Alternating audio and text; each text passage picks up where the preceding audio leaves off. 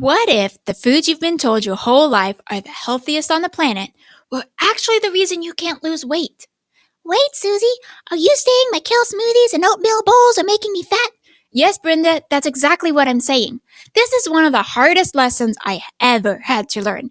Because I wasn't just eating these foods randomly, I was eating them because every textbook, every certification, every health book I read told me they were the gold standard. But for my body, they were a nightmare. Hey y'all, welcome back to Doozy Talks with Susie, where we keep it real about fitness, nutrition, mindset, and how to live in sync with your body and your purpose. If you're new here, hit that subscribe button because this one might change the way you look at healthy eating forever.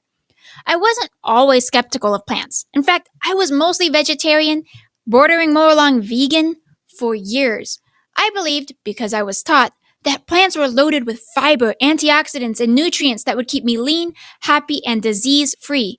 I even read multiple books that reinforced this idea. And honestly, I felt proud of myself for eating that way. See, Susie, you are finally eating like a good girl.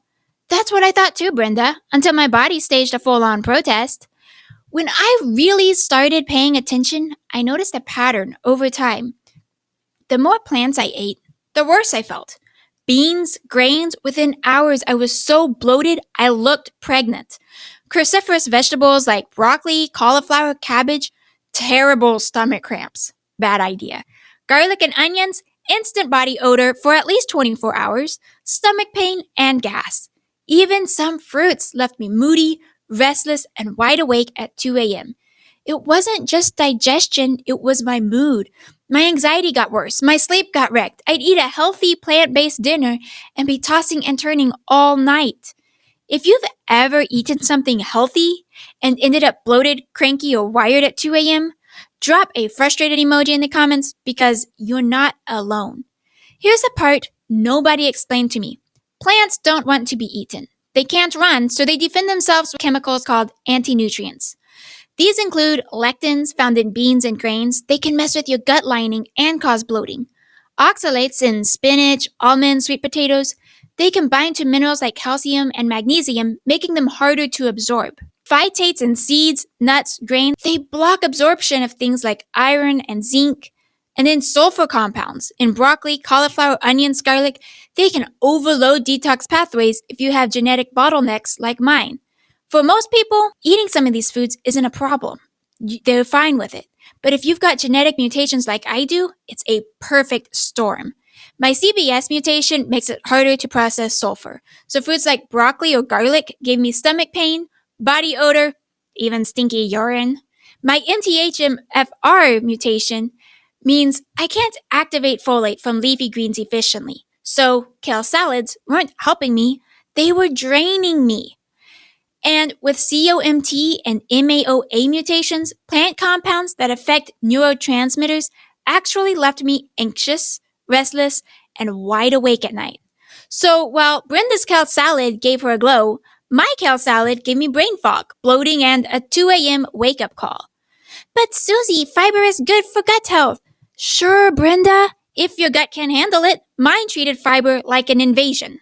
And here's the part that really shook me. It wasn't just food, it was identity. I had been that girl, the one who prided herself on eating clean, plant-heavy meals. I read the books, I listened to the experts, even bragged a little about my vegetarian and vegan choices. I genuinely thought I was protecting myself from disease, boosting longevity, doing everything right. So when I had to face the truth that the very foods I had been trained to believe in were actually making me sick, it felt like betrayal.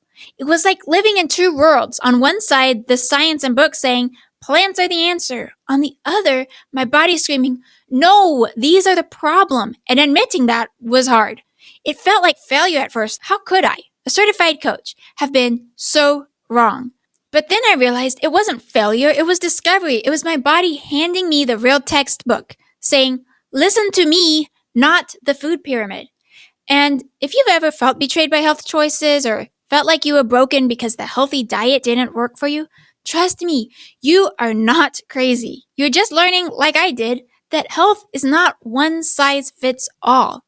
So what changed when I stopped fighting my body? Well, I cut out the biggest triggers like beans, grains, cruciferous veggies, garlic, onions, and all those sneaky processed foods that were loaded with seed oils. I focused on foods my body thrived on. High quality meats, eggs in major moderation because eggs also have sulfur, low toxin fruits like berries, and a few gentle vegetables like zucchini or squash. I supported my genetics with the right supplements, things like methylated B vitamins for MTHFR, magnesium for calm and sleep, taurine and creatine for recovery and energy, and I stopped forcing myself into a plant-based mold and just started listening. My results were wild. My stomach flattened almost overnight once the bloat went away.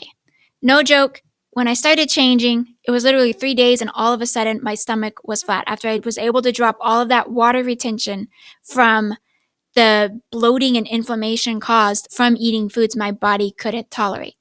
Then my mood was also starting to stabilize. No more swinging between wired and exhausted. I finally started getting good sleep through the night. Deep, restful sleep. Instead of staring at the ceiling at 2 a.m., wondering if I was going to get 3 hours or 4 hours of sleep for the night, and then go to barrel back through another day because I have to work. And the scale? It actually started moving without punishing workouts or starving myself. Side note, if you can't process plant compounds well, you need to also cut out seed oils or soybean oil or vegetable oils. It's like marinating yourself in inflammation. And the worst part, they're practically in everything. Salad dressings, chips, even so-called health foods. So not exactly our best friends. So here's the bottom line. Just because something is labeled healthy doesn't mean it's healthy for you. Plants aren't bad, but if they're wrecking your gut, your mood, or your sleep, what matters more than what the book says or what Brenda swears by? Your body is smarter than the food pyramid. Listen to it. That's how I went from bloated, anxious, and exhausted on a plant-based diet to finally feeling good once I cut out the foods that didn't love me back. If this hit home, smash that button and subscribe because in a future video, I'm going to break down exactly why anti-nutrients can cause issues and how your genes can make them worse. And I want to know, what's one healthy food that secretly wrecks you? Drop it in the comments. I'll bet you're not the only one. And then I'll see you guys in the next video.